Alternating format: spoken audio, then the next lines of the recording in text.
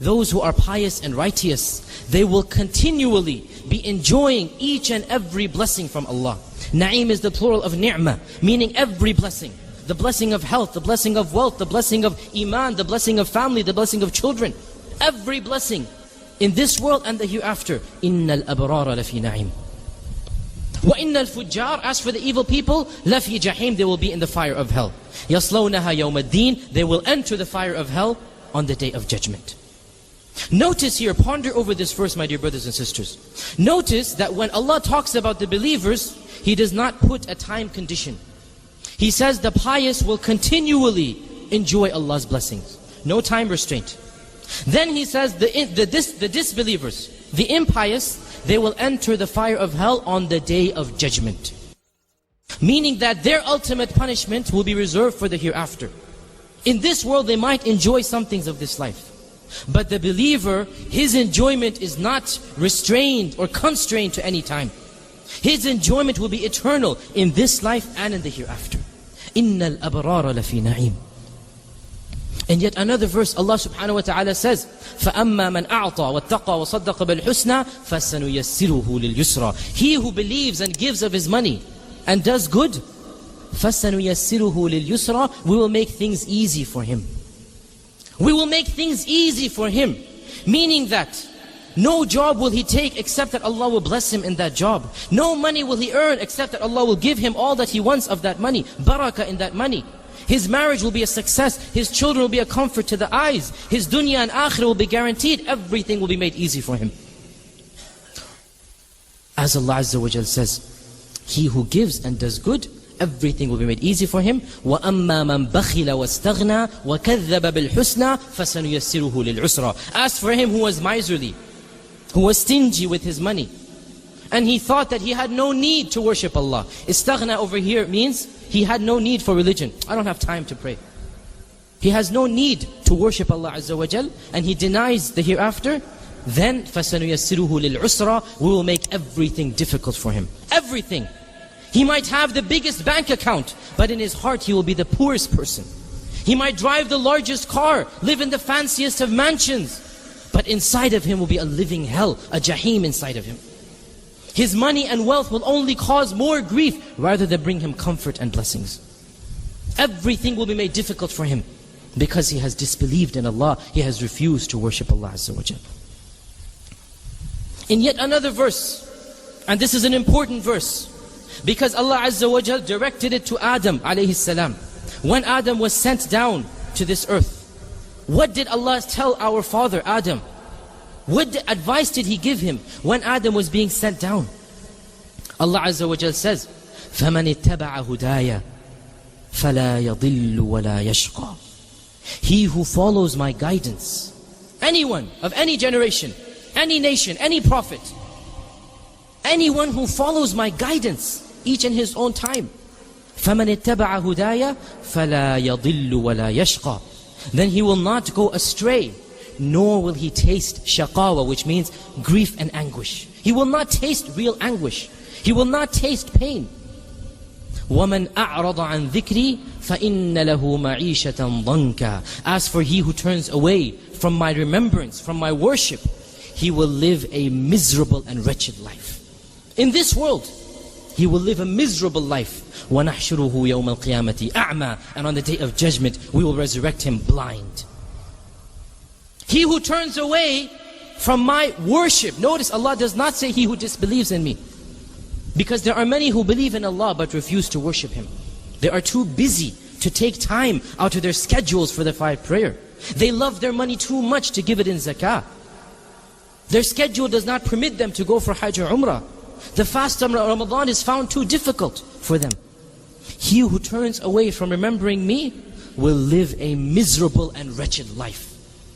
He will never attain the tranquility and the happiness that is eternally besought of all of mankind. My dear brothers and sisters, let us ponder over the seerah of the Prophet ﷺ. When a problem used to afflict him, what would he do? Where would he turn to? When a problem afflicts us, what do we do, my dear brothers and sisters? If we've had a difficult day at work, many of us come home and we turn the television on. because we think that that difficulty will go away. It will drown away with the television. Or we might turn to other things, social talk, backbiting, visiting other people. Things which might be halal, might be makruh, might be haram. What did the Prophet ﷺ used to turn to after facing a problem, an adversary? The Prophet ﷺ, as Aisha narrates, anytime he was concerned about something, فَزِعَ إِلَى الصَّلَاةِ, he would rush to stand up in prayer. Prayer, salah.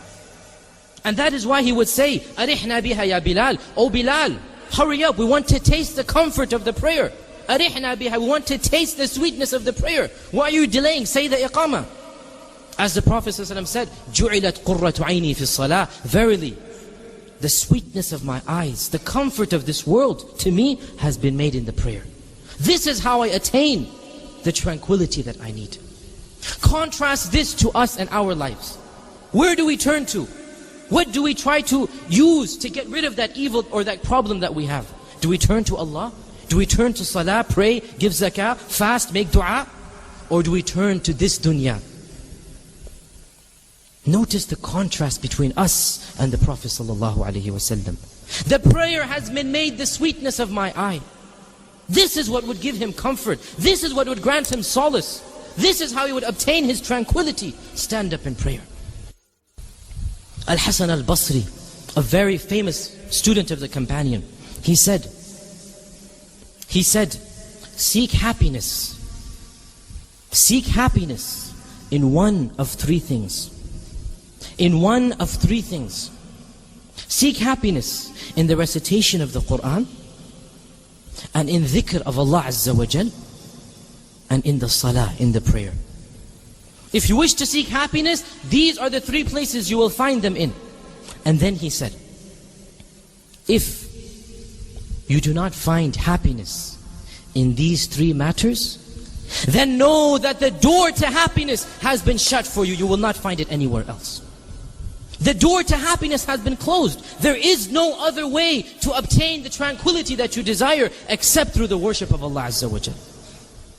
Another famous author, or another famous ascetic of the early generations, he said, if only the kings and the princes, if they knew how we really and truly feel, the tranquility that we have in our hearts, they would be fighting us with swords in order to obtain it from us. In other words, if they knew the treasure that we have, if they could really see it, instead of being disillusioned by this world, then they would know that the real prize is the prize that we have of iman and tranquility. Shaykhul Islam Ibn Taymiyyah, the greatest scholar that this ummah has seen after the time of the early ancestors, the pious Salaf, he said, there is in this world a Jannah, a garden. The only way to obtain the Jannah of the hereafter is by entering the Jannah of this world. And he who does not enter the Jannah of this world will not enter the Jannah of the hereafter. And that Jannah is the worship of Allah Azza wa Jal. This is the only way to obtain the real Jannah. To enter the Jannah of this world, the tranquility of this world. If we don't taste the sweetness of Iman in this life, my dear brothers and sisters, how can we expect to taste the sweetness of Iman in the hereafter? There is one verse in the Qur'an, in fact half of a verse, which summarizes every single thing that I have said today. Everything. And this half verse consists of 5 words. 5 words succinctly summarize all of this. Allah Azza wa Jal says, أَلَا بِذِكْرِ اللَّهِ تَطْمَئِنُّ الْقُلُوبِ. Allah is a word that is used to draw attention. Pay attention, something important is about to follow. بِذِكْرِ اللَّهِ, only through the remembrance of Allah, تَطْمَئِنُّ الْقُلُوبِ, will the hearts attain tranquility.